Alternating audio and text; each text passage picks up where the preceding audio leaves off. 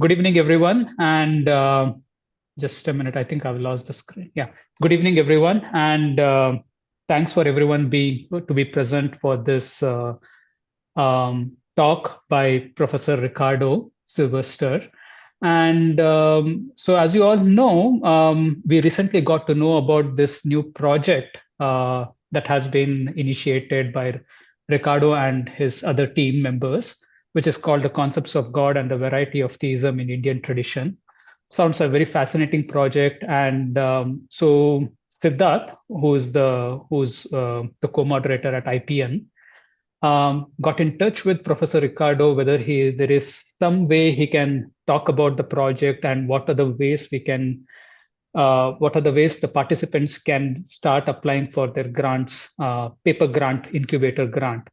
And Professor Ricardo was very kind enough to agree for this presentation, which will give an overview of the grants that they have created, the grants for the paper incubator project. So to briefly introduce Professor Ricardo, Professor Ricardo holds a PhD in philosophy from the University of Montreal. He has been visiting scholar at the universities of Oxford, Notre Dame, and Quebec. He has authored and edited several books, including the volumes Vaishnava Concepts of God from Routledge, Beyond Faith and Rationality from Springer, and authored over 40 papers and book chapters on logic, philosophy of religion, and epistemology. He is currently a professor at the Federal University of Campina Grande and the Federal University of Rio de Janeiro.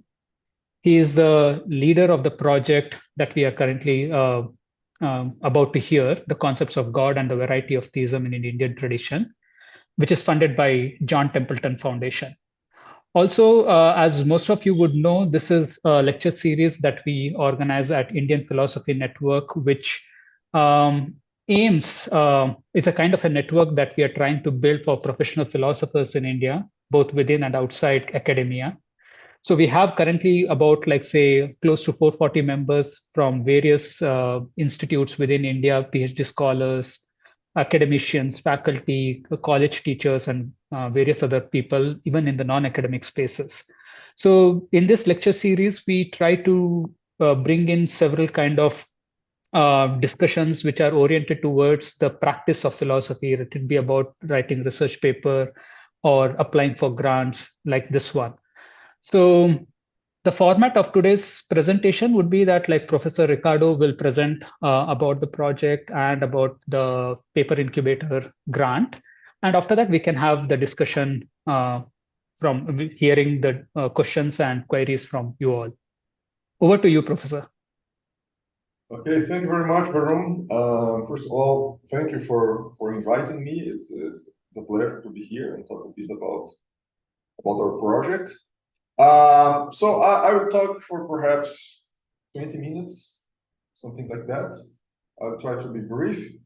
And so my idea is just to give you an overview, an idea of what the project is about. And of course, I'll talk also about the small grants that we are offering, which we call paper incubator. But before that, again, I'll try to give you an overview of the project. Okay, so that's the title of the project, Concepts of God in the Variety of Theisms in Indian Traditions. It has a subtitle, which is Towards a Theistic Theory of Consciousness. It's a project that's being funded by the John Templeton Foundation. It is hosted by the Brazilian Association for the Philosophy of Religion in cooperation with LARA, the Logic and Religion Association. We have basically two general goals. The first one is to philosophically reconstruct concept of God, the concepts of God found in Indian traditions in general, but our focus is really theistic traditions such as Vaishnavism, Shaivism, and Shaktism, for instance. And the second general goal is to investigate the extent to which some issues explored by these traditions can contribute to the philosophy of consciousness. I think there's someone with the mic on. I'm not sure because I don't know if everyone. Yeah, just a minute. I'll try to mute everyone. Yeah. Okay, Yeah, I that's think better. everyone is muted. Yeah. Okay, yeah. Now it's better. Thank you so much. I think it is still there. Anyway, I will go on. And so these are our two general goals. We have also some narrow goals, which I will talk about later. And beside that, we have what we might call long-term goals. The first one is to help consolidate cross-cultural research within analytic philosophy of religion that takes seriously the contributions and insights of what many people call underrepresented religions, such as those of India. And second, to help sensibilize religious studies scholars about the usefulness of analytic philosophy and analytic theology. These long-term goals, they are important because as far as philosophy is concerned, our focus is really what many people call analytic philosophy, which is one of the big approaches, philosophical approaches, followed by contemporary philosophers. And other thing is that because we are, of course, we are dealing with Indian philosophy or Indian religions or Indian religious traditions, we are also dealing with another field, which is the field of religious studies, or say Hindu studies or Indian studies. People call it differently. And the fact is that nowadays there is a kind of gap between those two fields, even though many people in analytic philosophy of religion, they deal with Indian philosophy and Indian religions. And of course, people in Indian studies or Hindu studies, they also, of course, deal with that. There's not much communication between those two fields. And one of our broad goals is really to build a bridge between these two fields. So this is a very important point. But of course, even though we are, I mean, we take philosophy in a broad sense, our emphasis is really analytic philosophy. Okay, we are going to have some outcomes. I will talk about them with more details later.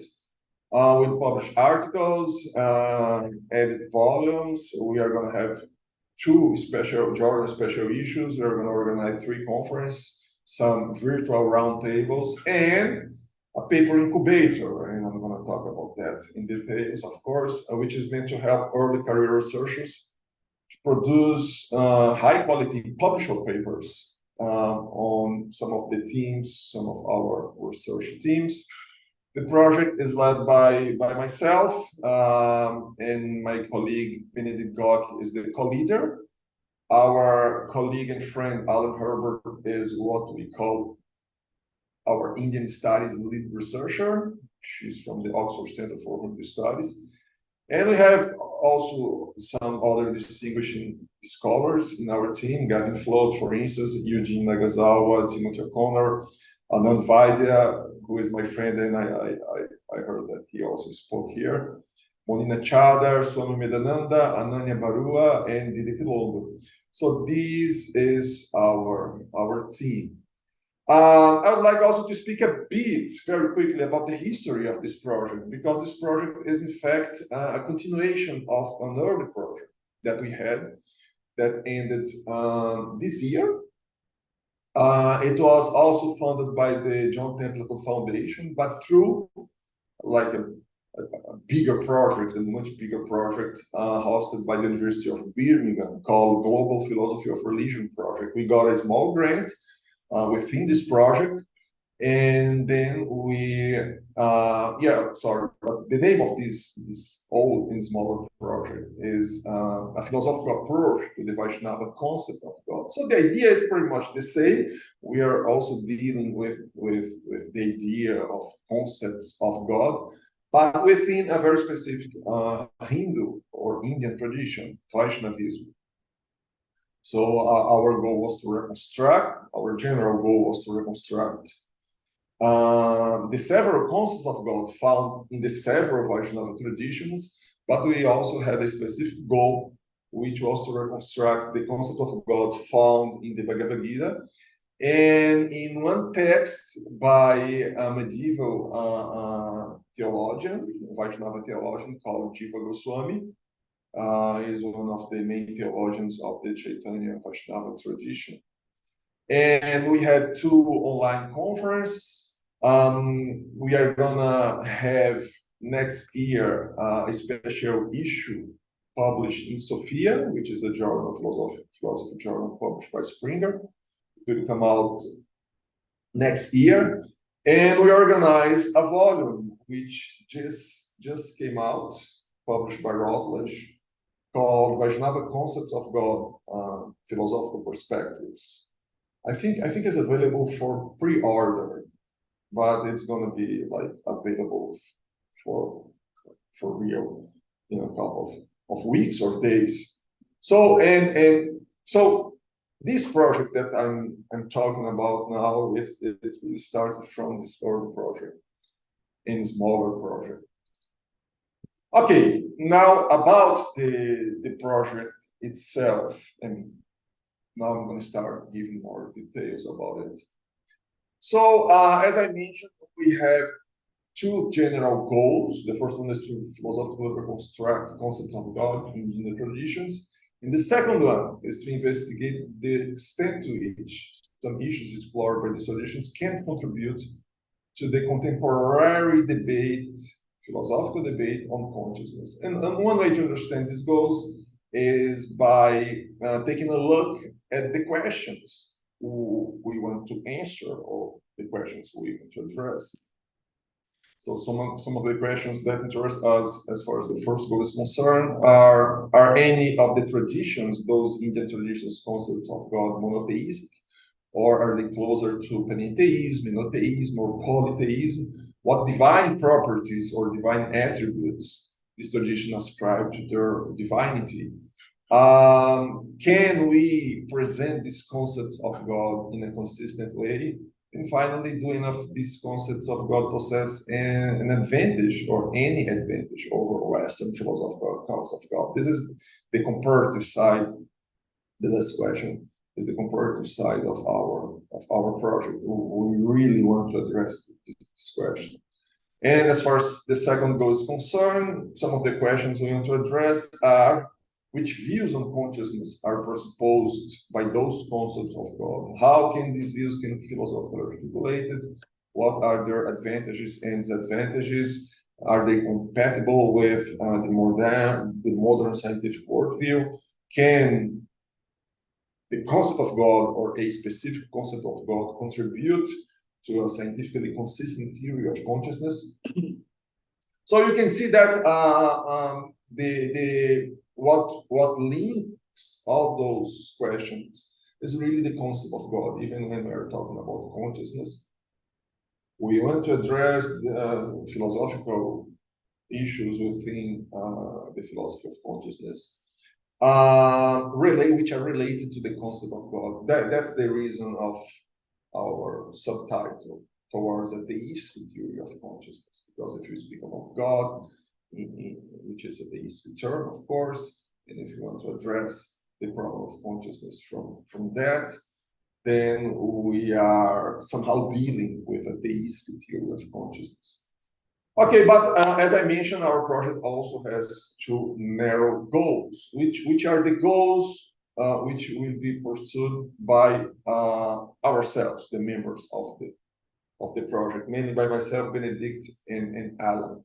So we'll focus on, again, the Bhagavad Gita. That's why, in a very important sense, this project is a continuation of our project. We will focus on the Gita, and also on the Vedanta Vaishnava tradition of Chaitanya, as systematized by Jiva Goswami. So here, really, our goal is to continue the research that we started in our own project.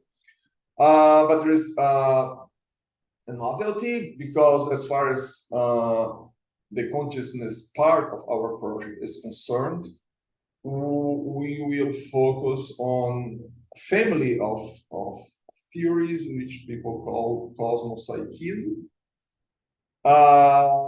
And I will briefly just read the slides, because just try to explain briefly what cosmopsychism is. So it's a kind of panpsychism, which is we might say the thesis that consciousness is fundamental in the world, and panpsychism has been promoted as an account of consciousness that captures the virtues of physicalism and dualisms and devices of neither.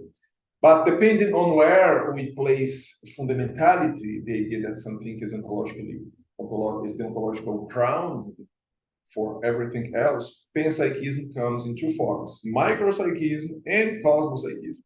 While micropsychism places fundamentality at the micro level, say quarks, wherever, cosmopsychism places fundamentality at the cosmic level. So the cosmos is the fundamental entity.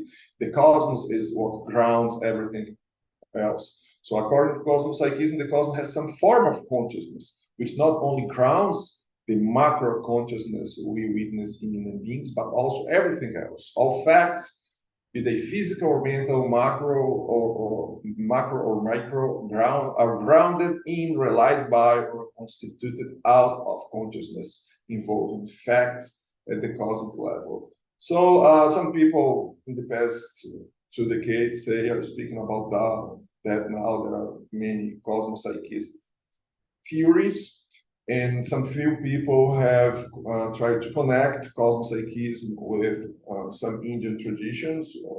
Ramanuja, for instance, is an author often analyzed in this context. So our idea is to approach the Gita and the concept of God found in Jiva Goswami from a cosmopsychist perspective. But remember that this is our narrow goal, okay? As far as the paper incubator project is concerned, we are open, much more open, of course. And as far as that is concerned, we have to keep our general goals in mind, which deal with by any Indian tradition, not only the Gita or Chaitanya tradition. So now the outcomes.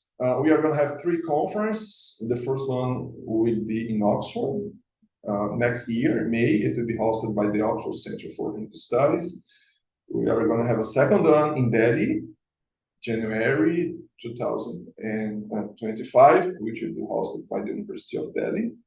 And third one in August 2025 in Rio, here in Brazil, which will be hosted by the Federal University of Rio de Janeiro.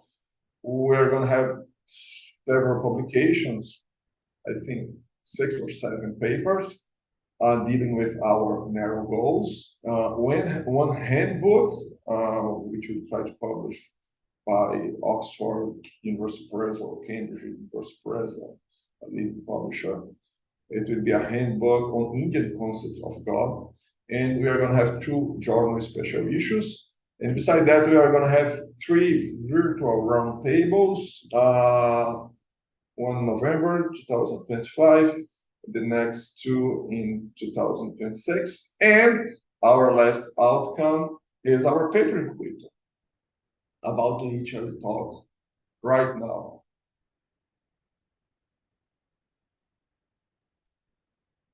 So what we are calling Paper Incubator is basically a systematized and sponsored mentorship program designed to help junior and mid-career philosophers and scholars of Indian studies to develop submitted paper proposals into publishable articles. So the idea is that, I'm going to talk about the proposal in a few minutes, but the idea is that we are going to, of course, have a selection process, and they're going to select some of these proposals. And during the whole process, we will try to help those scholars to transform their proposals into publishable articles. So each selected researcher will work in cooperation with a tutor, which will be a member of our team, one of those people I mentioned earlier, who will help the candidate to transform their text into a high-quality publishable article. So the idea is that philosophy researchers will be tutored by an Indian studies scholar, and Indian studies researchers will be tutored by a philosopher. So each successful applicant will receive a small grant of $2,000. They'll have 18 months to write their articles, 1.5 years, which is a good time to write a paper, right? And the article must be submitted to a peer-reviewed journal, any journal, it doesn't matter to us, but it must be, of course, a professional and serious and peer-reviewed journal.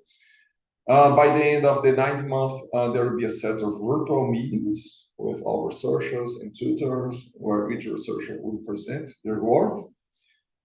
And besides, each researcher must present their work in at least one of our conferences. This conference, I forgot to mention, they would be hybrid. Like people can present online or in person. But for those who would be there, who want to present their research in person, we're gonna give a bonus of $1,000, of course, to cover the expenses. Okay, about the proposal. So the proposal must be written in English in the form of a blinded extended abstract. So that's what we want. We want an extended abstract, maximum 2,000 words, and blinded, so no name should be there. And these 5 points, they are important to notice because the proposal must clearly describe the problem that the person wants to address. So we want, and it's very much welcome, if the proposal deals with a very specific philosophical problem instead of trying to deal with all philosophical problems, or no problem at all. Sometimes when we write, we forget that we need to have a goal or a problem, mainly if you are writing a paper. Can't be like long. The second thing is the context in which the problem has been approached, preferably through a brief literary review. I mean, who else spoke about the problem, how the problem was approached, and things like that. The goal of the problem, the goal of the paper. One thing is the problem that will be addressed. Other thing is that what the person wants to achieve. So what's the goal of the paper? And that must be very clearly described. That's very important. And of course, the way the proponent wants to achieve the goal, and also a relevant bibliography. As I mentioned before, we are really focusing on analytic philosophy. So general intended philosophical approach must be analytical. And also the proposals, they must address some of the questions and general goals of our project. So they should deal somehow with concepts of God, and also it might be the case with philosophical issues within the philosophy of consciousness.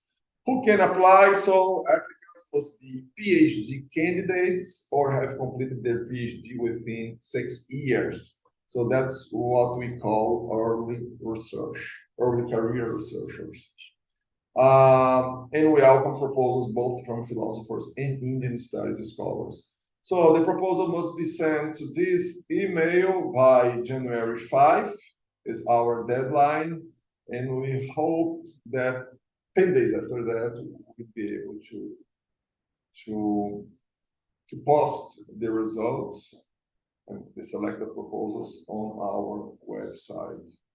So that's it. Thank you very much for the attention. And again, thank you for the opportunity. Thank you, Professor, for this presentation of your project and the details about the paper incubator grant, because I think it gave a lot of idea on, for me at least, the interesting aspect was how the project has evolved from a smaller project, what all goes into making a project like this.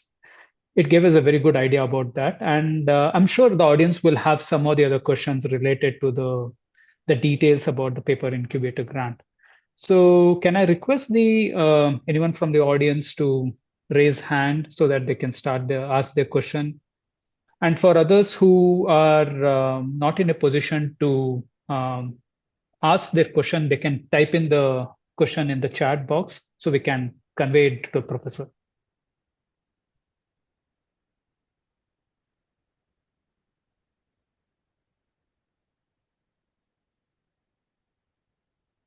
Any questions? Yeah, Jinesh, go ahead. Go ahead. Thank you for this talk. Thanks to IPN as well. So,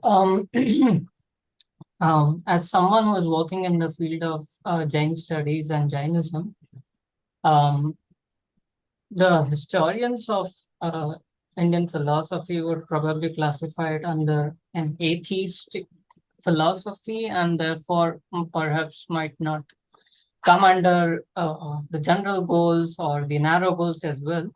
But would you consider something on those lines, like papers with reference to philosophies which are usually considered as atheistic, but they do have some theistic elements, and perhaps might also have some perspectives on the problem of consciousness? So Jainism and Buddhism in particular. Yeah, of course, of course. In fact, because see, when we consider a project like that, of course, we have like a narrow goal, something that we really want to work on. My case, in the case of Benedict Allen, mostly in my case, but we also have a broad goal, and the word theism or theist is there and is our emphasis. However, our broad scope is really Indian traditions, right?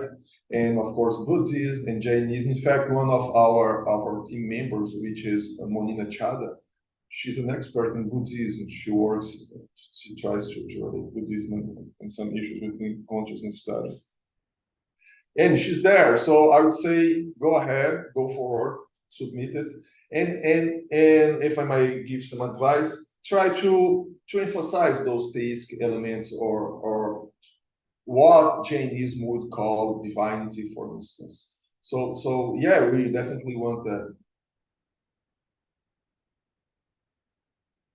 Thank you.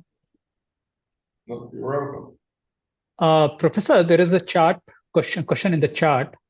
So do you have access to it, or shall I read it out? Yeah, no, I have access to it. So the first one I can read. I'm connected through mobile internet. Okay, that's not it. Yeah. Okay, it's the last one. It's the last one. Yeah, the last one. Would the proposed research require engagement with primary texts, or it doesn't matter? Or would engagement with secondary and translated works be acceptable? Yeah, I would say either. I mean, from a scholarly point of view, we know that at some point, they should deal with primary texts. But see that what we are requiring is a kind of draft of a paper. It's like the general idea of what the paper will be. That's why we're calling it extended abstract. So of course, we don't expect that all questions are answered in otherwise it won't be a proposal. And the idea is that in these 18 months, the person will have the time to answer all the questions and to effectively write the paper. Yeah, so I think this kind of information, I would say it doesn't need to be there in the proposal. And of course, during the writing, there will be a mentorship, there will be a tutor, and then the tutor, which would be a senior scholar, perhaps he or she could give advice whether or not primary texts should be considered or whether secondary texts are enough.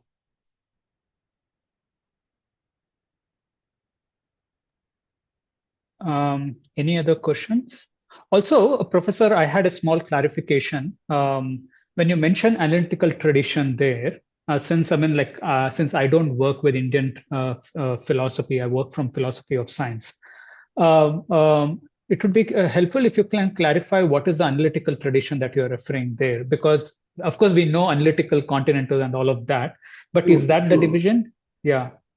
Yeah, that's it. Of course, this division it has a lot of flaws. We know that because we are not in the 30s or 40s anymore, when this division was much clearer. the division there. On one side, we have continental philosophy, basically the philosophy done in the continent of Europe. And on the other hand, analytic philosophy, which was done in England and US mostly. But things nowadays, they are quite different. Even analytic philosophy changed a lot. Some people use the term post-analytic philosophy. We had to use a label, right? Because to communicate with people, to tell people know about what are our goals, what we expect from the proposal. So that's why we use the word analytic philosophy. But basically, the idea is simple. If you work in the philosophy of science, then of course, I suppose that because I did my PhD also in philosophy of science. So you are doing analytic philosophy. It's basically the idea that we should be very careful when we define our terms, our concepts. I mean, we should be clear in terms of the concepts we are using. And also, we should try to present our arguments in a clear way. To try to, for instance, we present an argument for some thesis, then we try to also present the objections to the argument, and then we will try to reply to those objections, and things like that. For people who come from philosophy, I mean, I think it's easy. I mean, they would have like a more or less clear idea of what analytic philosophy is. But when people, we had to mention that because we also want to engage Indian studies scholars. And for them, so that division won't be that clear. So my advice is just to Google analytic philosophy, try to have like a general idea of what analytic philosophy is about. Yeah, but and also should be in mind that this is a proposal. Again, we don't expect that. I mean, we don't expect that in 1 month someone from Indian studies become an expert in analytic philosophy. Of course not, and that's why if someone comes from Indian studies, he or she will be tutored by a philosopher, and in that process, if the person is not aware of analytic philosophy or analytic methodology, the tutor will help him or her. So that's the idea, but that's our intended approach. And of course, we know that some people might not be familiar, and we don't expect like that the person writes a perfect analytic paper. But that's our goal, what we aim at. Did I answer your question? Yeah. I mean, thanks a lot for that. Any other questions from the audience?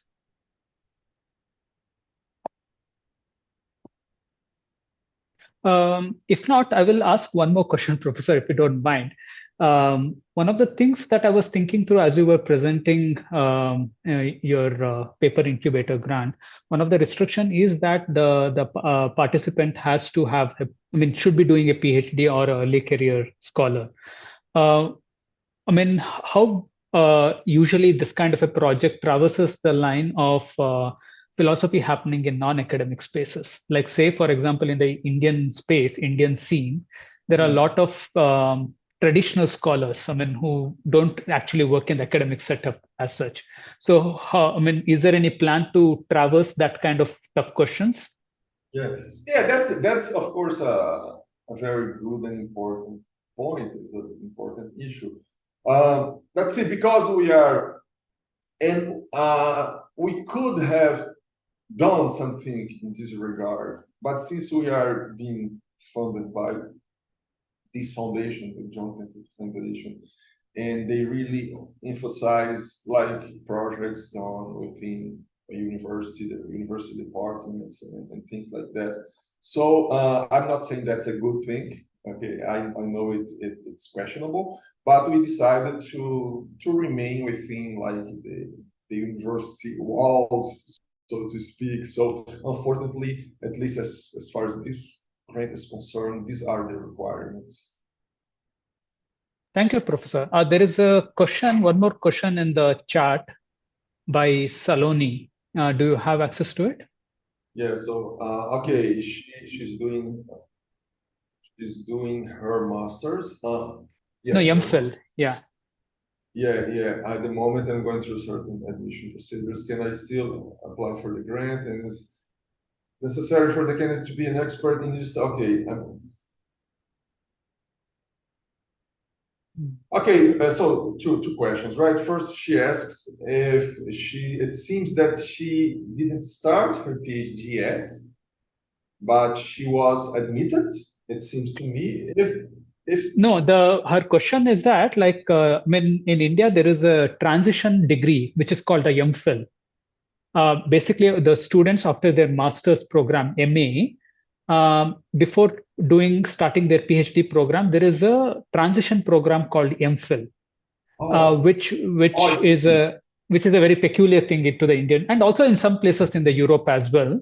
Where MPhil is usually for 1 or 2 years, which is a kind of in-between degree before you transit to the PhD program.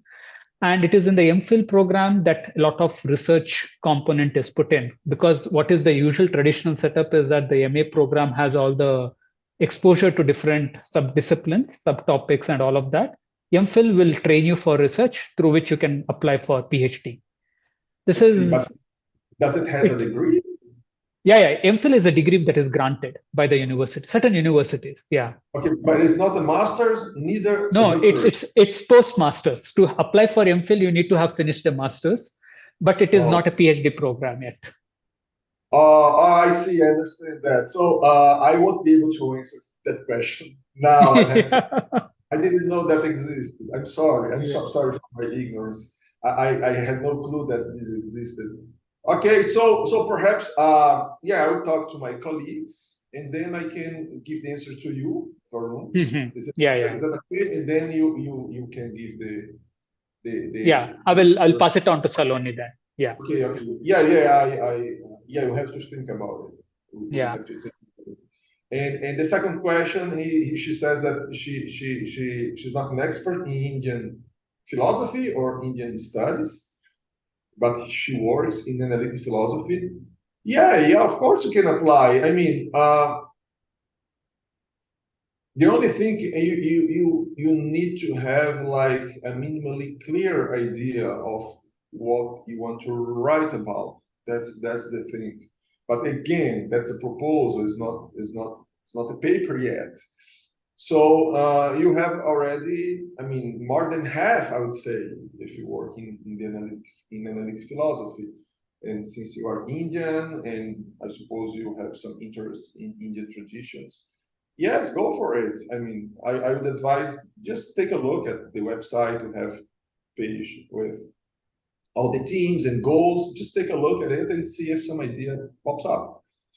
But yeah, as far as this part of the question is concerned, as far as this first one is concerned, I have to wait for a while. You have to wait for a while. I'll have to stop my colleagues. Any other questions from the audience?